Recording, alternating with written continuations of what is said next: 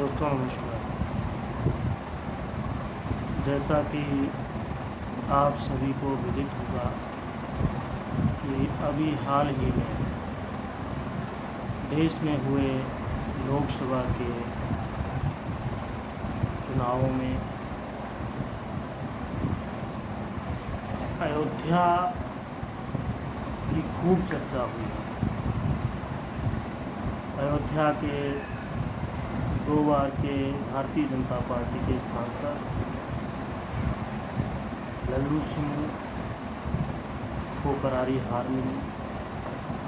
वहीं उनके प्रतिद्वंदी समाजवादी पार्टी के 9 बार के विधायक, 6 बार के उत्तर प्रदेश के मंत्री अवधेश प्रसाद जो कि दलित वर्ग से ताल्लुक़ रखते हैं, उन्हें प्रचंड जीत मिली। अयोध्या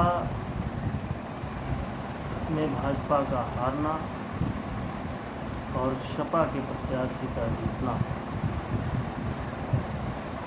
देश के जनमानस के लिए साफ साफ शब्दों में संदेश है कि देश में अनावश्यक ढोंग करके, दिखावा करके धर्म की राजनीति का कोई स्थान नहीं होना चाहिए। जबकि भारतीय जनता पार्टी अयोध्या को हिंदुत्व की प्रयोगशाला के रूप में देखती रही और राम के नाम पे देश की जनता से वोट की अपील करती रही, फिर भी भारतीय जनता पार्टी के प्रत्याशी को करारी हार मिली। इसका मतलब ये है कि देश में धर्म के संकट की बजाय महंगाई, बेरोजगारी, गरीबों को 2 वक्त की रोटी का बड़ा संकट है। और जहाँ तक भगवान श्री राम की बात है, भगवान श्री हरि नारायण विष्णु जी के अवतार, वेद स्वरूप मर्यादा पुरुषोत्तम श्री राम, उनके आदर्श, उनके मर्यादा, उनका चित्त और चरित्र श्री राम बोलकर या जय श्री राम बोलकर पूरा नहीं किया जा सकता। धर्म के अनुसार या धर्म शास्त्रों के अनुसार भगवान को तो वही प्रिय है जो दूसरों के साथ छल ना करे, कपट ना करे, दूसरों की बेईमानी ना करे, औरों के प्रति ईर्ष्या ना रखे, नफरत ना करे। लेकिन इन सब के कर भारतीय जनता पार्टी का काम पिछले 10 सालों में सिर्फ और सिर्फ एक व्यक्ति को दूसरे व्यक्ति के साथ नफरत फैलाना,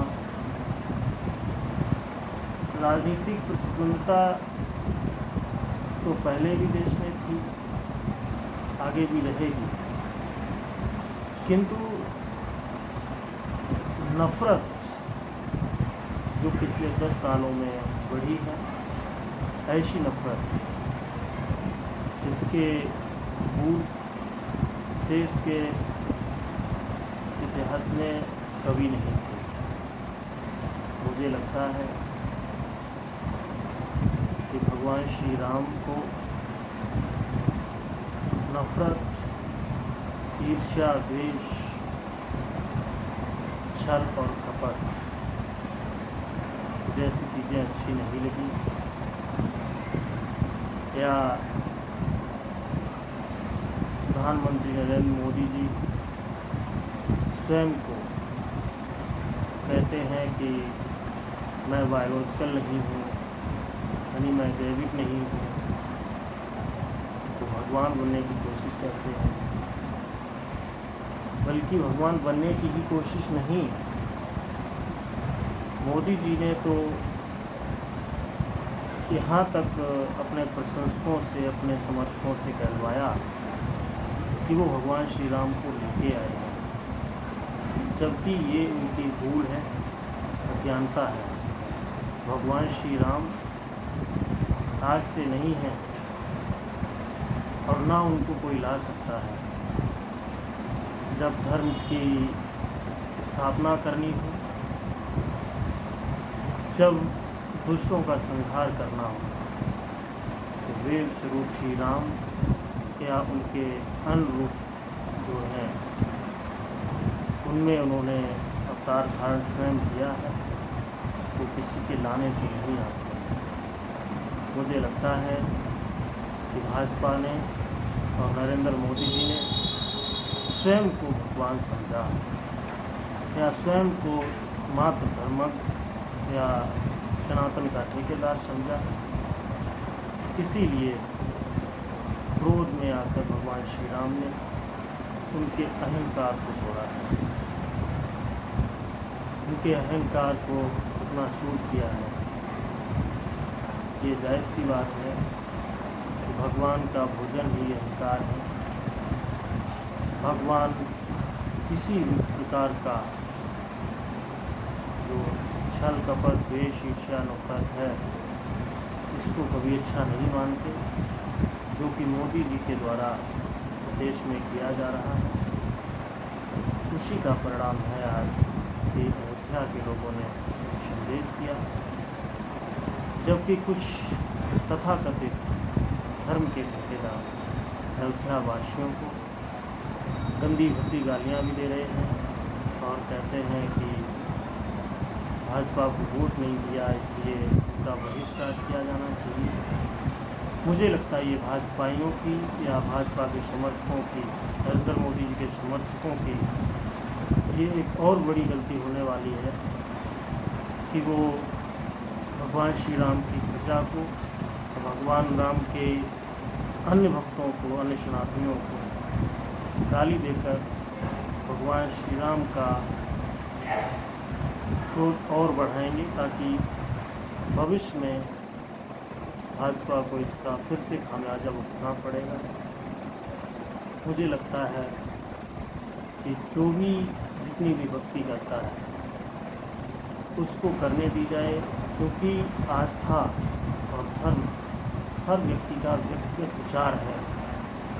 जबकि हमारे धर्मशास्त्र कहते हैं कि कोई भी व्यक्ति अपने कर्मों के फल को भोगता है। जब हर व्यक्ति अपने कर्मों के फल को भोगता ही है, तो कोई भी भाजपा का समर्थक दूसरों का धर्म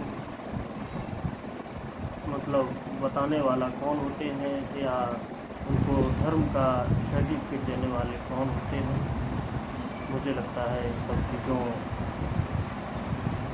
में लोगों को विचार करना चाहिए और बचना चाहिए।